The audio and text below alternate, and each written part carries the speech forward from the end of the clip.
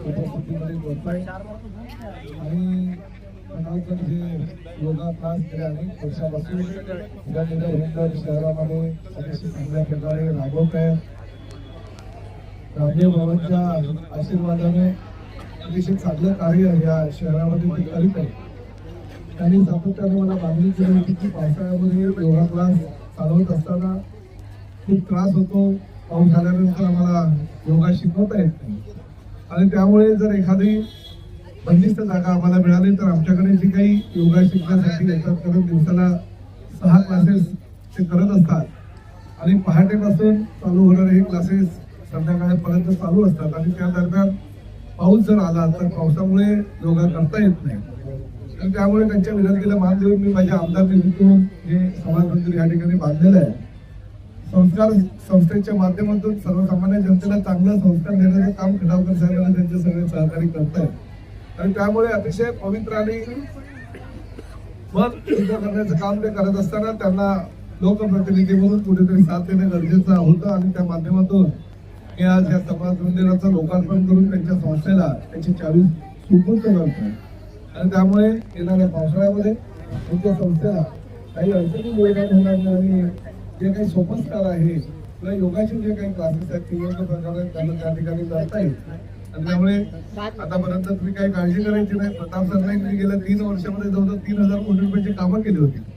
लोकांपर्यंत ही कामं पोहोचली नसेल, परंतु ठीक आहे, सत्ता जरी पुण्याची असेल तरी सत्ता त्यांना उपभोगू द्या, कामं मात्र आम्ही करत राहू. ही शिवसेनेची भूमिका आणि शिवसैनिकांची भूमिका आमच्या त्यांच्या सगळ्यांच्या आशीर्वादानं सक्षम एक परिवहन मंत्री म्हणून या मीरा भाईंदर शहराचं काम मी करतोय आणि हा आपल्या सगळ्यांचा आशीर्वाद आणि आपल्या सगळ्या जनतेनं गेल्या 20 वर्षापासून म्हणजे 2009, 2014, 2019 आणि 2024 साली भरभक्कम मतानं ह्या प्रताप सरनाईकला विधानसभेवर पाठवलं. त्यामुळे आपल्याच आशीर्वादानं हा प्रताप सरनाईक राज्याचा परिवहन मंत्री झाला आणि आमच्या जनतेसाठी, आपल्या जनतेसाठी, जी सर्वसामान्य जनता आहे ज्याला राजकारणाचं काही घेणं देणं नाही, अशा जनतेसाठी प्रताप सरनाईक आणि त्यांच्यासोबतचे सगळे शिवसैनिक अहोरात्र परिश्रम करतील, अहोरात्र काम करतील. कारण शिवसेना प्रमुख आता बाळासाहेबांची हीच भूमिका होती.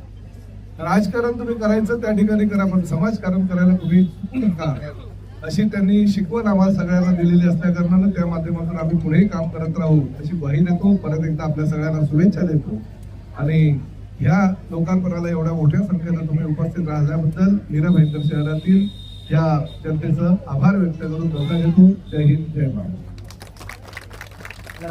आपल्याला एक निवेदन आहे की आता आपल्याला फक्त योगाला फक्त फिटनेससाठी न बघता आपल्या विधानसभाच्या कार्यक्षेत्रामध्ये अशी आमची अपेक्षा आहे की इथून चांगले स्पर्धक तयार व्हावे की जे district level, state level, national level, even European लेवलला जावं असं एक माझं स्वप्न आहे मीरा भाईंदरसाठी. त्यासाठी पण आपण मला सहकार्य कराल अशी मी अपेक्षा करतो. आणि साहेब, तुम्हाला मीरा भाईंदर योग परिवारातर्फे वाढदिवसाच्या खूप खूप हार्दिक शुभेच्छा. आणि साहेब, ईश्वरचरणी हीच प्रार्थना आहे तुमच्या सर्व मनोकामना पूर्ण हो आणि पूर्ण मीरा भाईंदर योग परिवार आपल्या सोबत आहे. धन्यवाद साहेब. अशाच पद्धतीने सोबत आमच्या काही शिवसैनिकांनी सांगितलं की पुढे योग पुरुष किंवा योग साधना करणारे लोक कसे एकदम ध्येयानं आणि अतिशय चांगल्या प्रकारे योग करत असतात, तसे ताठ राहा, सोबत राहा आणि आमच्या सोबत राहिला तर निश्चितपणे भविष्यामध्ये योग करणाऱ्यांचं पण भलं होईल आणि आमच्या लोकांचं पण भलं होईल. धन्यवाद.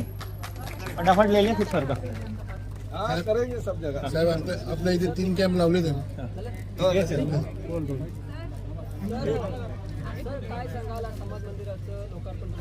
प्रामुख्यानं संस्कार योग क्लासेस ह्या शिवसेना प्रमुख आदरणीय बाळासाहेब ठाकरे मैदानावर दररोज आयोजित केले जातात आणि सकाळी, पहाटे आणि त्याचबरोबर संध्याकाळी सुद्धा योग क्लासेस घेतले जातात. मीरा भाईंदर शहरातील जनता मोठ्या संख्येने ह्या योग क्लासेसमध्ये सहभागी होत असतात.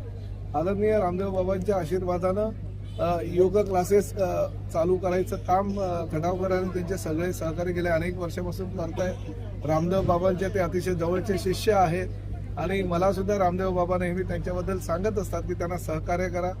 आदरणीय पंतप्रधान श्री नरेंद्र मोदी यांच्या माध्यमातून योगाला विशेष महत्त्व ह्या देशामध्ये प्राप्त झालेलं किंवा जगामध्ये प्राप्त झालेलं आहे आणि मीरा भाईंदर शहरातील जनता ठिकठिकाणी ज्या ठिकाणी शक्य आहे त्या ठिकाणी योगाचे क्लासेस घेत राहते, त्यामध्ये सहभागी होत राहते.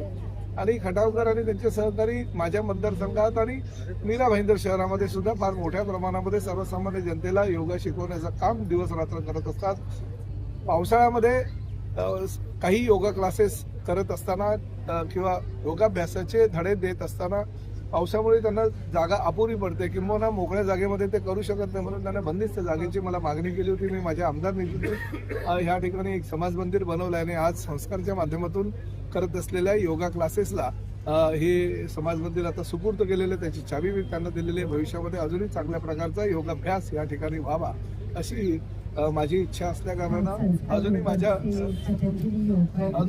माझ्या मतदारसंघामध्ये ज्या ज्या ठिकाणी आवश्यक असेल त्या त्या ठिकाणी अशी समाज मंदिरं योगा क्लासेससाठी उपलब्ध करून देण्याची माझी तयारी. सर हिंदीमध्ये संजय देशमुखांची आज मनसेनं गाडी फोडली रेसरमध्ये, कारण त्यांनी मराठी सभेला विरोध केलेला आहे. आताच तर त्यांचा मला फोन आला होता की असं असं काही झालेलं आहे आणि तुम्ही जी बैठक बोलवली त्या बैठकीला मी येईन आणि शिंदे साहेबांना सुद्धा माझ्या भूमिकेविषयी तुम्ही कळवा. तर मी त्यांना तेच सांगितलं की आपल्या एका पक्षामध्ये एकच भूमिका पक्षाची असते. शिवसेना प्रमुख आदरणीय बाळासाहेबांचे विचार आणि शिवसेना प्रमुखांनी जे काही मार्गदर्शक तत्व मराठीसाठी दिलेले आहेत त्या मराठीच्या मार्गदर्शक तत्वानुसार परिवहन मंत्री म्हणून मी काम करतोय. आणि मी हे सुद्धा सांगू शकतो की महाराष्ट्रामध्ये जर व्यवसाय करायचा असेल, महाराष्ट्रामध्ये जर तुम्हाला आपल्या कुटुंबियांसमेत येऊन राहायचं असेल, रिक्षा चालवायची असेल, टॅक्सी चालवायची असेल, ओला उबेर रॅपिडो किंवा टू व्हीलर बाईक टॅक्सी जर चालवायची असेल, मराठी येणं अनिवार्य आणि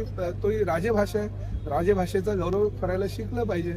आणि त्यामुळे त्यांनी मला सांगितलं की माझी मराठीला काही विरोध नाहीये, माझा पाठिंबाच आहे. फक्त जी 1 तारखेपासून तुम्ही सक्ती वगैरे करणार होतात त्या विषयावर आम्हाला तुमच्याशी चर्चा करायची. तर मी त्यांना सांगितलं की ज्या दिवशी कॅबिनेट असेल म्हणजे 28 किंवा 29 तारखेला मी त्यांना वेळ देतो.